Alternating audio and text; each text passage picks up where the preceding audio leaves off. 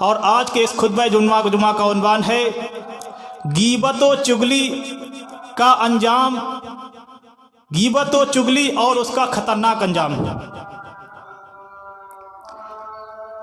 تو میرے پیارے ساتھیوں، بات کو آگے بڑھانے سے پہلے آپ کو یہ بات بتا دینا مناسب سمجھتا ہوں کہ غیبت اور چغلی میں فرق کیا ہے۔ غیبت کہتے ہیں ایک انسان کسی شخص کی پیٹھ پیچھے برائی بیان کر رہا ہو کسی دوسرے سے، یہ ہوئی غیبت۔ کسی بھی شخص کی، کسی انسان کی، کسی مسلمان کی پیٹھ پیچھے برائی بیان کرنا، یہ ہے غیبت۔ اور چغلی اسے کہتے ہیں کہ دو لوگوں کے درمیان تعلقات خراب کر دینا، معاملات کو خراب کر دینا۔ مثال کے طور پر دو دوست ہیں، آپس میں اٹھتے بیٹھتے ہیں، آپس میں کاروبار کرتے ہیں۔ اب تیسرا شخص جو چغل خور ہے، اس نے اس شخص کو اس کے خلاف بھڑکا دیا کہ وہ تیرے تعلق سے ایسا سوچتا ہے، وہ تیرے تعلق سے ایسا گمان رکھتا ہے، اس کی طرف سے جھوٹی باتیں ملا دیں۔ اب اس کے دل میں نفرت ہو گئی۔ اب دوسرے کے پاس گیا تو اس کے تعلق سے بھی اس نے یہ کہا وہ تجھ سے نفرت رکھتا ہے، وہ تیرے ساتھ ایسا سلوک کرتا ہے، وہ تجھے اچھا نہیں سمجھتا۔ دو دوستوں کے درمیان معاملات خراب کر دینا، میاں بیوی کے درمیان معاملات خراب کر دینا، اسی طرح دو پڑوسیوں کے درمیان آپس میں تعلقات خراب کر دینا، دو رشتہ داروں کے درمیان آپس میں تعلقات خراب کر دینا، اسے کہتے ہیں چغلی۔ دونوں سنگین جرم ہیں، دونوں خطرناک جرم ہیں۔ آج انشاءاللہ میں اسی کی وضاحت کروں گا۔ سب سے پہلے قرآن مجید اٹھائیے۔ اللہ رب العالمین نے صاف طور پر مسلمانوں کو مخاطب کرتے ہوئے فرمایا، اے ایمان والو، اے مومنو، وَلَا يَغْتَبْ بَعْضُكُمْ بَعْضًا، تم میں سے کوئی کسی کی غیبت نہ کیا کرے۔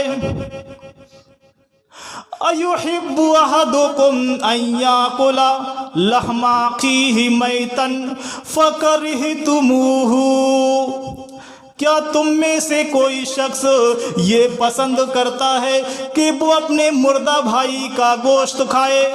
ہرگز نہیں، تم تو اسے بالکل ناپسند کرو گے۔ وَاتَّقُوا اللَّهَ إِنَّ اللَّهَ تَوَّابٌ رَحِيمٌ، لہذا تم اللہ سے ڈرو اور اللہ سے توبہ کرو، اللہ تو توبہ کرنے والا بہت زیادہ مہربان ہے۔ معلوم یہ ہوا کہ اللہ تعالیٰ نے فرما دیا کہ کسی کی غیبت کرنا، کسی کی پیٹھ پیچھے برائی بیان کرنا، یہ اپنے مردہ بھائی کے گوشت کھانے کی طرح ہے۔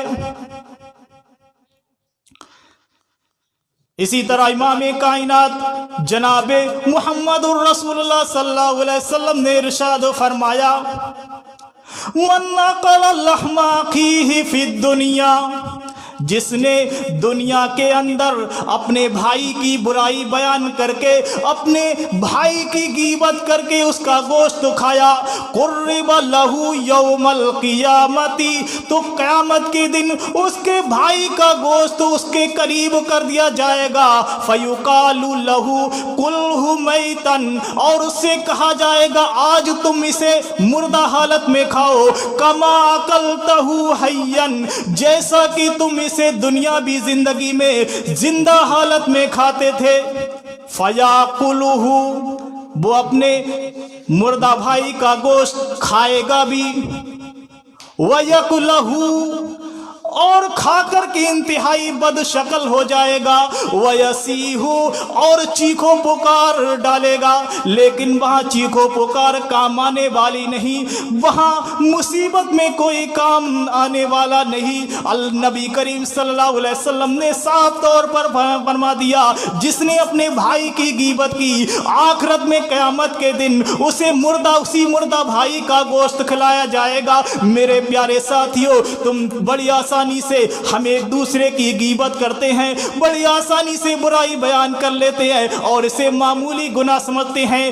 کیا تمہیں امام کائنات کا وہ فرمان یاد نہیں کہ نبی کریم صلی اللہ علیہ وسلم جب دو قبروں کے پاس سے گزرے، गुजरने के बाद आपने फरमाया इन्नहुमा लयुअज़्ज़िबान, इन दो कब्र वालों को अजाब दिया जा रहा है। वमा युअज़्ज़िबानी फी कबीरिन, और लोगों सुनो, तुम्हारे सोच के मुताबिक, तुम्हारी गुमान के मुताबिक इनको अजाब किसी बड़े गुनाह के जुर्म में नहीं दिया जा रहा है। वइन्नहुमा लकबीरुन, हालांकि अल्लाह के नजदीक तो इनका गुनाह बहुत बड़ा था। अम्मा अहदुहुमा फकान यमशी बिन नमीमा, उनमें से पहला शख्स तो ऐसा था जो लोगों की गीबत किया करता था, लोगों की चुगली किया करता था। वअम्मल आखरु फकान ला यस्तंज़िहु मिन बौली, दूसरा शख्स तो ऐसा था जो पेशाब की छींटों से नहीं बचता था। अक्सर जब भी पेशाब करता था तो पेशाब की छींटें उसके कपड़ों पर आ जाया करती थी। इमाम कायनात ने दुनिया के अंदर कब्र में अजाब देते हुए देखा तो एक चुगलखोर शख्स को, दूसरा पेशाब की छींटों से ना बचने वाले शख्स को। मेरे प्यारे साथियों, इसलिए गीबत और चुगली को कभी हल्का मत समझना। इमाम कायनात जनाबे मुहम्मदुर रसूलुल्लाह सल्लल्लाहु अलैहि वसल्लम ने खुद इरशाद फरमाया, आज हम गीबत को बहुत मामूली गुनाह समझते हैं। अरे इमाम कायनात ने तो इसे जिना से भी ज्यादा सख्त गुनाह कहा है। फरमाया अल-गीबत अशद्दु मिनज़-ज़िना, लोगों गीबत को कोई मामूली गुनाह मत समझना, गीबत तो जिना से भी ज्यादा सख्त गुनाह है। सहाबा इकराम मौजूद थे, पूछने लगे अल्लाह के रसूल कैसे गीबत जिना से भी ज्यादा सख्त है? फरमाया एक शख्स और रजुल यज़नी, एक शख्स जब जिनाकारी करता है, जिनाकारी में मुब्तला हो जाता है, फयतूबुल्लाहु अलैहि, फिर अल्लाह की बारगाह में तौबा करता है, दुआ करता है, अल्लाह रब्बुल आलमीन उसकी तौबा को कबूल करके उसे माफ फरमा देता है। व इन्ना साहिबुल गीबा ला युगफरु लहू हत्ता यगफिरु साहिबुहु, लेकिन गीबत का मामला तो ऐसा है कि गीबत करने वाले शख्स को अल्लाह रब्बुल आलमीन उस वक्त तक माफ नहीं फरमाता, उस वक्त तक माफ नहीं करता जब तक कि वो शख्स उसे माफ ना कर दे जिसकी उसने गीबत की है। यानी जिसकी उसने गीबत की है, पहले उससे माफी तलाफी करा ले, भाई मैंने तेरी गीबत की थी, तू मुझे माफ फरमा दे। अगर उस शख्स ने माफ कर दिया तब अल्लाह रब्बुल आलमीन तुम्हें माफ फरमाएगा। मालूम ये हुआ कि गीबत का ताल्लुक एक इंसान से है, हमारे भाई से है। जब हमारा भाई हमें माफ फरमा देगा तो अल्लाह ताला माफ फरमाएगा। इसलिए इसे हल्के में नहीं लेना, बहुत सख्त गुनाह है। नबी करीम सल्लल्लाहु अलैहि वसल्लम मेराज में गए, मेराज में आपने जहन्नम में दर्दनाक मनाजिर देखे, किस्म किस्म के दर्दनाक मनाजिर जहन्नम के अंदर आपको दिखलाए गए। उन्हीं दर्दनाक मनाजिर में से आपने एक मंजर ये भी देखा कि एक कौम है, कुछ लोग हैं जिनको तांबे के नाखून दिए गए हैं और उन तांबे के नाखूनों से वो अपने चेहरों को नोच रहे हैं, अपने सीने का गोश्त नोच रहे हैं। नबी करीम सल्लल्लाहु अलैहि वसल्लम ने जब इतना सख्त मंजर देखा, इतनी सख्त सजा में उनको मुब्तला देखा तो पूछ बैठे मन हाउलाई या जिब्रील, ऐ जिब्रील ये कौन लोग हैं जिनको इतनी सख्त सजा में मुब्तला किया जा रहा है, जिनको इतनी कड़ी तकलीफ दी जा रही है? जिब्रील अलैहिस्सलाम ने फरमाया हाउलाई लजीना याकुलूना लुहुमन नास, ये वो लोग हैं जो दुनिया के अंदर लोगों की गीबत किया करते थे। वयक़ऊना फी आराज़िहिम, और दुनिया دنیا کے اندر ان کو بے عزت کیا کرتے تھے, دنیا کے اندر انہیں ذلیل کیا کرتے تھے, جس کی وجہ سے آج انہیں اتنی سخت تکلیف, اتنا سخت عذاب دیا جا رہا ہے. میرے پیارے ساتھیوں, غیبت و چغلی کا انجام یہ تھا کہ نبی کریم صلی اللہ علیہ وسلم نے جہنم میں دیکھا کہ وہ اپنے سینے کا اور چہرے کا گوشت نوچ رہے ہیں. تو معلوم یہ ہوا کہ غیبت ہو یا چغلی دونوں ہی خطرناک گناہ ہیں. اور یہ بات یاد رکھنا چاہیے, ایک چغل خور شخص, اللہ رب العالمین ایسے شخص کی توبہ بھی قبول نہیں کرتا ہے, اس کی دعا بھی قبول نہیں کرتا ہے جب تک وہ اپنے چغل خوری سے توبہ نہ کر لے اور آئندہ چغلی نہ کرنے کا پکا عہد نہ کر لے. امام کائنات جناب محمد الرسول اللہ صلی اللہ علیہ وسلم نے ارشاد فرمایا, بنی اسرائیل کی قوم میں ایک بار بہت زیادہ قحط سالی پڑی, بارش نہیں ہونے لگی, کھیتوں میں غلہ پیدا نہیں ہونے لگا. موسیٰ علیہ السلام اپنی قوم کو لے کر جنگل کی طرف نکل جاتے ہیں, اللہ سے دعائیں کرتے ہیں, مغفرت طلب کرتے ہیں, توبہ و استغفار کرتے ہیں. 3 دن تک اللہ سے توبہ کرتے رہے, دعائیں کرتے رہے, لیکن آسمان سے بارش نہیں ہوئی. آخرکار اللہ تعالیٰ نے موسیٰ علیہ السلام کی طرف وحی کی, اے موسیٰ علیہ السلام, میں تمہارے ساتھیوں کی توبہ اس وقت تک قبول نہیں کروں گا کیونکہ تمہاری جماعت کے اندر ایک چغل خور شخص موجود ہے, جب تک کہ وہ توبہ نہ کر لے. موسیٰ علیہ السلام نے اپنی قوم کو مخاطب کرتے ہوئے فرمایا, تم سارے کے سارے لوگ اللہ سے اپنے چغل خوری کی توبہ کر لو, اللہ سے معافی مانگ لو. سب نے چغل خوری سے توبہ کی. اس کے بعد اللہ رب العالمین نے آسمان سے موسلا دھار بارش برسائی. معلوم یہ ہوا کہ ایک غیبت اور چغلی کرنے والا شخص اللہ سے دعائیں بھی کرتا ہے تو اللہ رب العالمین اس کی دعائیں قبول نہیں کرتا. کیوں؟ کیونکہ غیبت اور چغلی یہ ایسا سنگین جرم ہے, ایسا خطرناک جرم ہے جو انسان کو بے عزت اور ذلیل کر دیتا ہے, کسی کی عزت کو, آبرو کو اچھال دیتا ہے. ایک شخص جب دوسرے کے سامنے کسی غیبت کرتا ہے تو اب جب اسے معلوم ہو جاتا ہے تو اس کے دل پر بڑی کڑھائی گزرتی ہے کہ میرے تعلق سے اس نے کیسی کیسی باتیں کہی. امام کائنات جناب محمد الرسول اللہ صلی اللہ علیہ وسلم ایک مرتبہ صحابہ کرام کی مجلس میں موجود ہیں.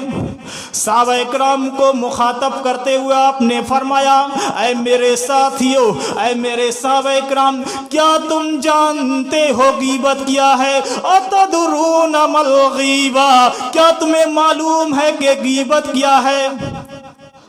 سارے صحابہ کرام نے جواب دیا, اللہ و رسول عالم, اللہ اس کے رسول ہی بہتر جانتے ہیں کہ غیبت کیا ہے.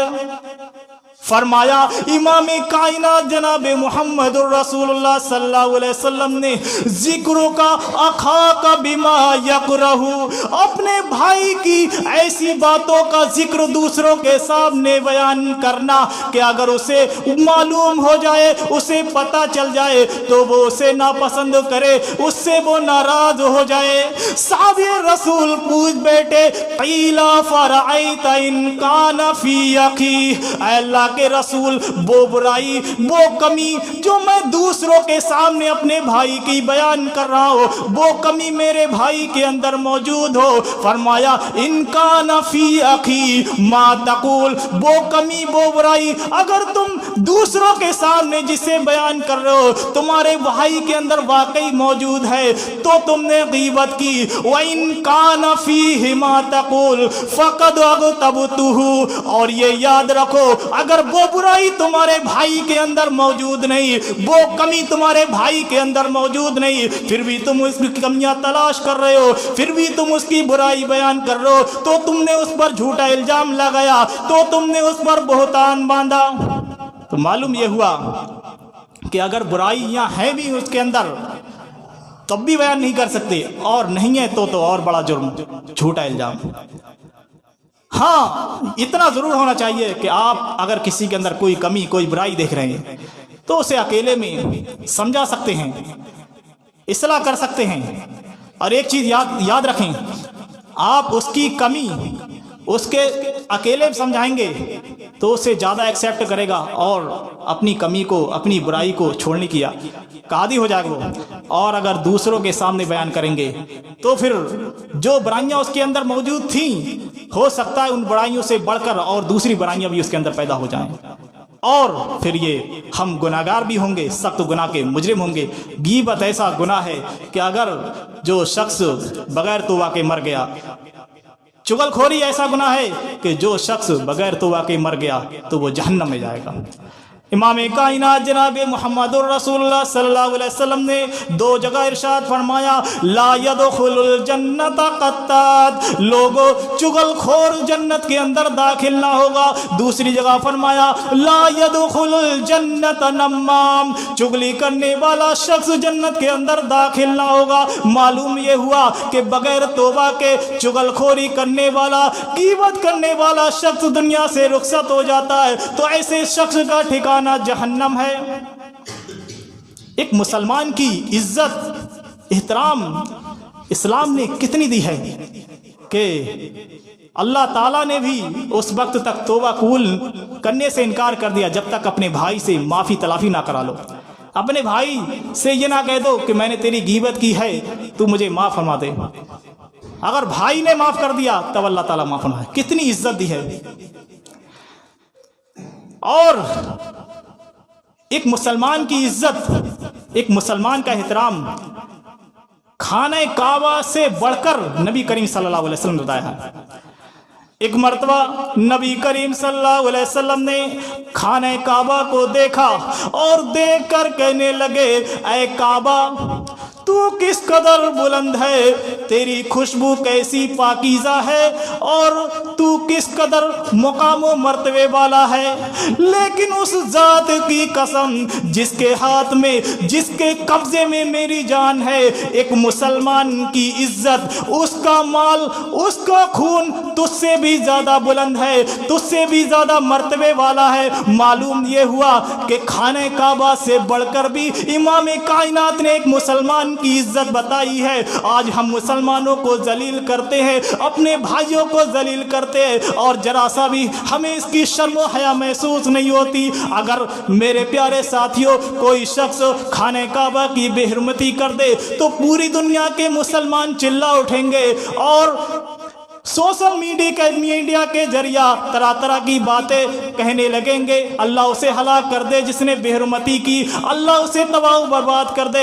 لیکن ایک مسلمان کی جب بے عزتی کی جاتی ہے تو ہم پر کوئی اثر نہیں پڑتا۔ تو معلوم یہ ہوا کہ ایک مسلمان کی عزت احترام یہ خانہ کعبہ سے بڑھ کر ہے۔ ایک کہاوت ہے کہ کسی نے کوئل سے کہا، تو کالی نہ ہوتی تو کتنا اچھا ہوتا۔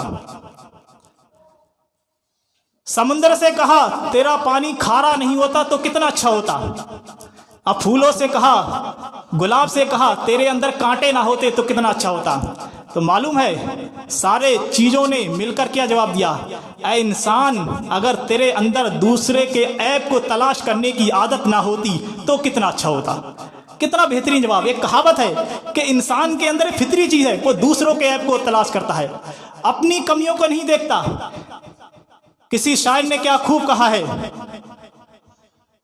خوبیاں جب کچھ نہ پائے تو خامیاں لکھتے رہے، عمر بھر غالب بس یہی بھول کرتا رہا، دھول چہرے پر تھی اور آئینہ صاف کرتا رہا۔ یعنی ہم نے اپنے آپ کو نہیں دیکھا کہ ہمارے اندر کیا کمیاں ہیں، کیا برائیاں ہیں، بس دوسروں کی کمیاں اور دوسروں کی برائیاں تلاش کرنے میں ہی لگی رہے، اور اسی میں ہماری قوم برباد ہو چکی ہے۔ آج موبائل فون کے ذریعہ کس کی برائی کس کی غیبت کرتے رہتے ہیں، ہمیں احساس بھی نہیں ہوتا۔ میرے پیارے ساتھیوں، یہ کرامن کاتبین ہر ایک نیکی اور ہر ایک برائی کو لکھ رہے ہیں۔ تصور کر لیا کرو کہیں ایسا نہ ہو کہ ہماری دن بھر میں برائیاں ہی ہوتی ہوں، نیکی کا کوئی کام نہ ہوتا ہو اور برائی والا فرشتہ ہماری برائیاں ہی نوٹ کرتا ہو۔